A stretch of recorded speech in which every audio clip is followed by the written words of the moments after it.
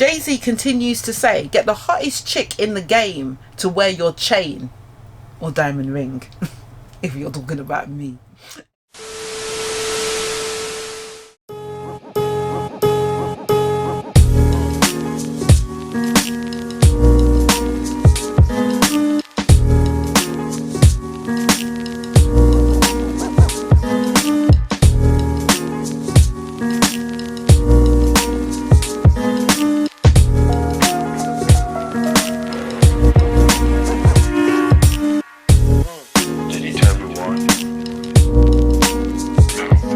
This morning I want to talk to you about Jigga Jay-Z.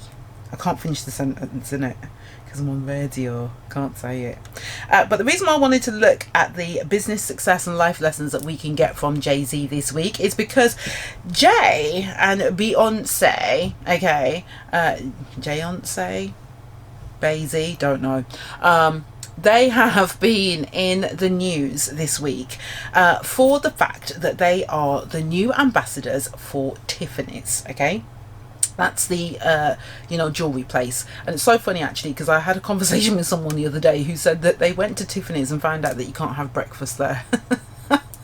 So I found that really funny. So yeah, basically they realized that Tiffany's is just a jewelry store and you can't have breakfast at Tiffany's despite the movie of a similar name. Bless their hearts. Anyway, well, the thing is, you say that though, but actually I could have breakfast at Tiffany's, because when I'm chomping on them diamonds, yes, anyway, bring it. But Beyonce came under fire for the fact that she was touted as the first black woman to ever wear the Tiffany's diamond. Okay, and this is some mega carat, 128 carat diamond. Okay, I can't even imagine the security guards that must have been standing in that room.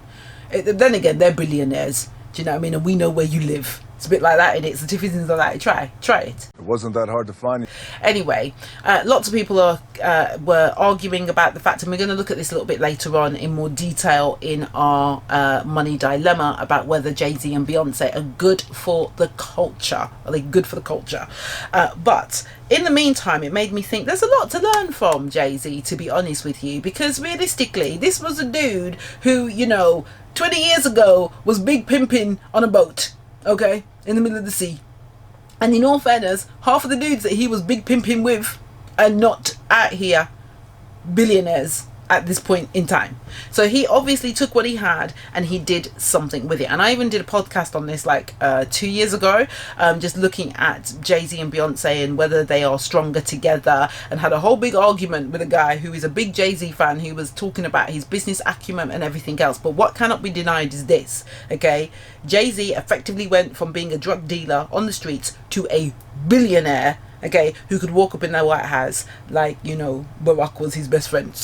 I like to think Mr. Carter and I understand each other. Nobody who met us as younger men would have expected us to be where we are today. So we're going to talk about how he got there and what we can learn from it, okay?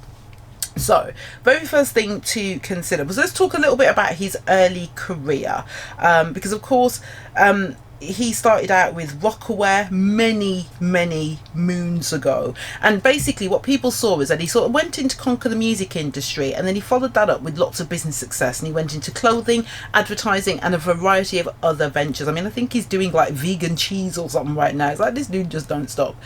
So some of the things that he's said over the years in terms of why he's taken the approach he's taken: number one, he says, dumb down your audience and double your dollars. And what this is about, there's two factors you can take from this, two different lessons.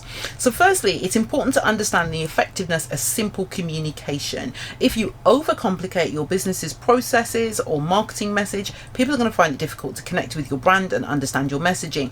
In fact, there's a good chance that that if you've overcomplicated your message, your potential clients will just basically move on to less confusing competitors. So in business, the idea is that we do that, and we do it without really noticing it. I know I've definitely been guilty of this. I'm still guilty of this. I'm way too complicated for myself, never mind anybody else. I'm forever out here trying to figure out what's going on. So this is why there is so much emphasis on having a personal elevator pitch and a professional elevator pitch. Albert Einstein once once said, everything should be made as simple as possible, but not simpler.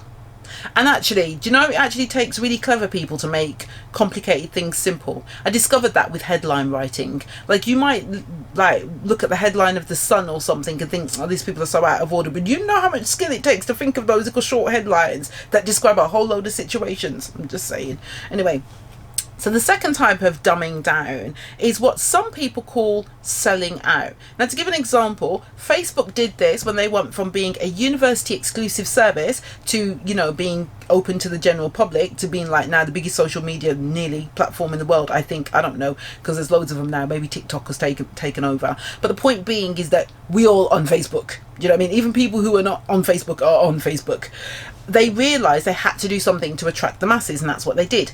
Jay-Z did a similar thing, okay? So when his first album, Reasonable Doubt, the debut album, literally just attracted a few true hip-hop fans. It was a proper hip-hop album, and anybody who knows Jay-Z's early music knows this. But then Jay-Z kind of realised that, no, he was going to have to dumb this down, because he needed more people to buy his albums.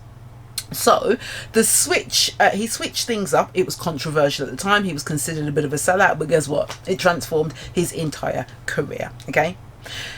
Also, one of the things he said, and this is what I love, because Jay-Z gives away a lot of his lessons in his lyrics. So he said, next time you see the homie and his rims spinning, just know my mind is working just like them. The rims, that is. Well, yeah, he eating vegan cheese, because you know that mind ain't never stopping. And that line speaks to this notion of being an optimist and a hard worker. And he says, someone who is always thinking of new ways to improve their business or their inner self. A lot of people stay idle right after, you know, university or coming out of education. And he was like, no, this is exactly the time when we need to be thinking about understanding what our brilliance is and how to grow it and multiply it. So love that. He says, never settle. Multiple revenue streams is key to success. Now, we all know this, okay? We all know this now. Like, we've talked about this enough. But early on in Jay-Z's career, it became clear that he understood the importance of diversification. And this man never went to business school, unless you call the streets business school. Sometimes that's the best form of business school, though, is desperation. Because, you know, when I speak to I used to have conversations with clients, and they used to say things to me like, oh, you know, I find it really difficult to ask for money. And I'm like, but do bailiffs. Because I'm telling you, when they're knocking on your door for the bills that you ain't paid, they don't find it hard to ask you for your coins. So you need to channel that energy when you're thinking about asking your clients for their money. I'm just saying anyway. So, you know, so the reality is that desperation can do a lot, and it did a lot for Jay-Z. So again, ever since he came on the scene as Sean Carter, bear that in mind, instead of Jay-Z, he's been adding more and more pieces to his empire, from being the owner of a nightclub to owning a percentage of the New York Nets. The man they call Jay-Z has completely changed the way musicians look at business. And I mean, look at Riri.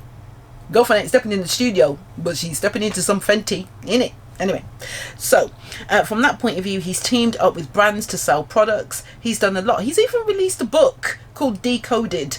Okay, so it will be interesting to see how other artists continue to put that lesson into life, but we can learn that lesson too. We're in the getting paid business. Jay-Z continues to say, get the hottest chick in the game to wear your chain or diamond ring. If you're talking about me. Anyway, so if you're a believer in philosophy, then this is a one-liner from Jay-Z, and I truly believe this. Like, I feel like him marrying Beyonce, you know, yeah, she fine and everything, you know. A lot of men are like, yeah, Beyonce is my 10, which is cool. She was clearly wifey material. She kind of positioned herself as that, even though she was singing about bills, you know, but then she was also singing about cater to you. So, you know, we can see where all of this was going.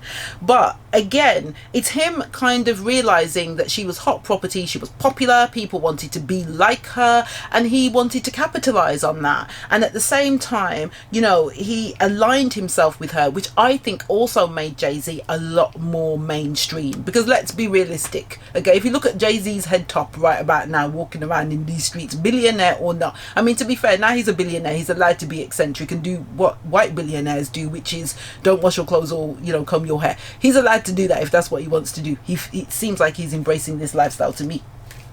But can I be real though? He can walk around with that foolishness on his head if he didn't have Beyonce as a wife. I'm just saying. He couldn't. Somebody would tell him he'd have to cut that off. It's not going to work. So I'm just saying. So he was very clear about that. He also said you can pay for school, but you can't buy class. Now, he wasn't just talking about the difference between new money and old money. He was talking about values and personality. And I do think that's really important in business. I think actually you can get people who can do really, really, really well in business. But the difference between them doing really well and being respected for it, or them doing really well and being criticized for it, is the value system. Are they looking like they're operating with values that we're supposed to be moving with? And it's interesting because that speaks into our dilemma, which is coming a little bit later on. But I think what's fair to say is that Jay-Z clearly has a level of self-awareness. He's developed a level of business acumen. He's applied his knowledge, and he's not been afraid to take those steps, you know, whether that's through desperation, courage, whatever it is that's pushed him to do it. That's what's pushed him to do it. He's even rich enough to be talking about he'd rather give his children love than money. Okay, you know that you got to be really rich when you start having that conversation. You know, that's my opinion anyway, particularly now that your grandchildren's grandchildren are wealthy. You can afford to be philanthropic, can't you? So let's think about how we can apply some of those lessons to our own lives. So for all the people who are out there talking about, yeah, Jay-Z and Beyonce, relationship goals, empire goals, how about you try and figure out how you be part of that whole situation before you start thinking about goals? What's your goal? Never mind anybody else's. Anyway, it's just gone 11 o'clock. When we come back, we're going to be looking at what's happening in the world of money. But in the meantime, we're going to switch over to this.